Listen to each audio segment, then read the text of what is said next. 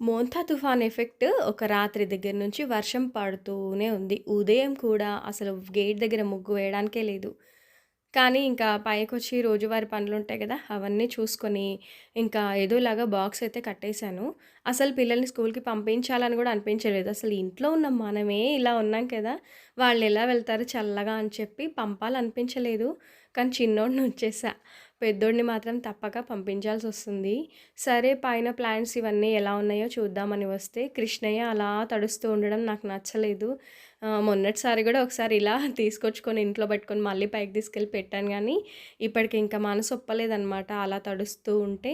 సరే తీసుకెళ్ళిపోదామని చెప్పి పైకొచ్చా. మొక్కలన్నీ ఎంత బావున్నాయో, ఎన్నెన్ని ఫ్లవరింగ్ వచ్చిందో, అసలు ఎంత కలర్‌ఫుల్‌గా ఉందో. కృష్ణయ్యని మాత్రం ప్రెజెంట్ ఇక్కడ ఉంచకుండా తీసుకెళ్ళిపోయి కింద పెట్టేసుకొని మళ్ళీ వీలైతే పెడతాను, లేదంటే కిందనే అరేంజ్ చేద్దాం అనుకుంటున్నా. చూడండి ఎంత క్యూట్‌గా ఉందో. ఇదిగో లంచ్ బాక్స్ కోసం ఈరోజు వెజ్ బిర్యానీ చేశాను వేడి వేడిగా. పెద్దోడికి మాత్రం ఇంకా బాక్స్ పెట్టి అలా గొడుగిచ్చి పంపేసా. వ్యాన్ ఎక్కి వెళ్తాడు.